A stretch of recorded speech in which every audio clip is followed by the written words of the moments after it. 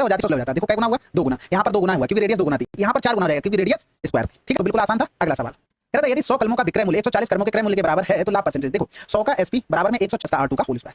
देखो हमेशा क्या होता है, डायरेक्ट कॉमन टेंजेंट देखो ऐसी बनती है। ठीक है, ये सिर्फ याद करने के लिए मैं बता रहा हूं, ये इस तरीके से। यहाँ पर दिक्कत होती है, ये वाला तो साइन हमेशा माइनस ही रहता है, ये प्लस होगा माइनस, ये कंफ्यूजन में रहती है। ये लाइन बन कैसी रही ऐसी, तो हमेशा माइनस होगा इसमें। ये थोड़ा तिरछा है तो प्लस भी ऐसा ही तिरछा का समझ लो, प्लस रहेगा, बात खत्म हो गई। ठीक है, इसकी लंबाई 8 दे दी थी, यानी कि 8 बराबर में हमें डी का मान निकालना था, रेडियस दोनों जुड़ जाएंगे, 6 3 9 हो गया, यानी कि 9 का स्क्वायर हो गया। दोनों तरफ स्क्वायर करेंगे तो 8 स्क्वायर, 9 स्क्वायर इधर आ जाएगा, बराबर में हो गया हमारे पास डी स्क्वायर, यानी कि 64 प्लस का 9 में 81, 4 1 5 8 6 14, अंडर रूट में 145 हमारा आंसर। अगला सवाल, बीएम का मान दिया था 5, एबी का मान हमें दिया गया था 6, बीडी का मान हमें निकालना था, एसी का मान हमें दिया गया था 5 10, तो 2 3 6 2 5 10, तो बीडी बराबर क्या आ जाएगा 25/3। सबको सवाल में दिया गया, केवल वैल्यू पुट करनी थी। अगला सवाल, एक पंसारी को क्रमशः इतने गुना है, हमने आपको डायरेक्ट बताया था, अगर आपने पीवाईक्यू सीरीज प्रॉपर देखी होगी तो यहाँ पर 10% का लाभ वाला वो हमेशा हमारे प्राइस के नीचे, जो भी छूट दी जाती है वो उसके नीचे आ जाता है, तो ये कैंसिल आउट हो गया। अब यहाँ पर पूछ रहा है कि क्रय मूल्य का कितना गुना है, भाई इस तरीके से लिख दें, x गुना बराबर 11 हो गया, यानी कि यहाँ पर करेंगे 9 1 9 2 बच गया, फिर 9 दूनी 18 हो गया, अभी भी आगे जाएगा तो फिर से 2 बच रहा 1.22 कहीं लिखा है, आंसर लगा। क्योंकि देखो ऐसा होता है कि डायरेक्ट क्यों लिख लेते हैं, हमारे प्राइस पर छूट दी तो ये हो गया हमारे पास 90%, ये सेलिंग प्राइस बन गया। अगर सीपी में प्रॉफिट जोड़ दें तो ये भी सेलिंग प्राइस, दोनों को बराबर कर लिया, तो एमपी अपॉन में सीपी बराबर में 110/90 हो गया, तो ये चीज डायरेक्ट लिखनी है, छूट वाला डायरेक्ट सीपी के नीचे और जो भी प्रॉफिट हो या लॉस हो वो डायरेक्ट आ जाएगा आपका एमपी के नीचे। ठीक है, अगला सवाल, ये तो रेशियो मतलब होता है एवरेज, बहुलक का मतलब होता है जो सबसे ज्यादा बार आया हो। तो सबसे पहले अगर मोड की हम बात करें तो देखो 20 बच्चों का 10 हो रहा है, यानी कि सबसे ज्यादा भैया आ रहा, बहुलक तो हो गया हमारे पास 10।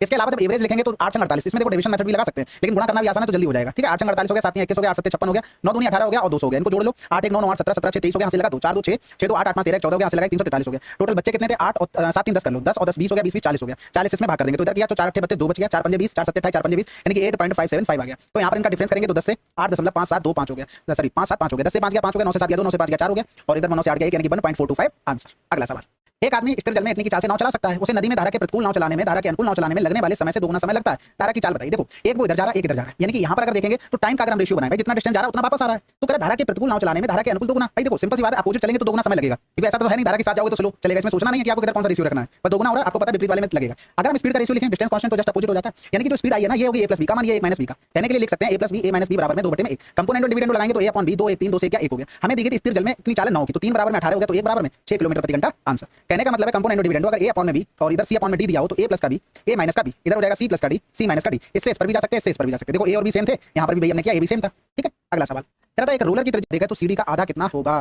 तो देखो सिंपल सी बात है, ये चित्र इस तरीके से बनेगा, ये बस यही था, अगर चित्र समझ जाते अच्छे से तो कोई दिक्कत ही नहीं थी। ये यहाँ पर ओ सेंटर हो गया, कह रहा था यहाँ पर ओसी वृत्त को पी पर, यानी कि ये हो गया हमारे पास सी, ये डी हो गया, ये हमने मिलाया ये ओसी हो गया। ठीक है, इसको हमने मिलाया तो ये ओडी हो गया। ठीक है, अब यहाँ पर देखो ये हमको बोल दिया था ये किस पर करा था, ओडी वृत्त को बी पर, ठीक है, और ओसी पी पर करता है। अब हमें जो बुझाई दी गई थी बस उतना काम करना था। पीसी की लंबाई 6 सेंटीमीटर, ये तो रेडियस हो गई, यहाँ से यहाँ तक 14 हो गया, ये यहाँ से यहाँ तक ये भी 14 हो गया। अब ये 14 6 20 हो रहा पूरा, कितना 20, और ये टोटल एक अधिक होगा, यानी कि 20 + का 1 होगा, यानी कि कितना होगा 21 होगा। यही तो कहने का मतलब होगा। और यहाँ पर ये 90 डिग्री बन रहा था, 90 डिग्री बना तो 20 21 29 से ये हो जाएगा ना ट्रिपलेट से, और 29 का आधा हमसे बोला गया था, यानी कि 14.5 आंसर आ जाता। ठीक है, अगला सवाल, महाविद्यालय ई से क्रमशः स्नातकोत्तर और स्नातक स्तर पर अध्ययन करने वाले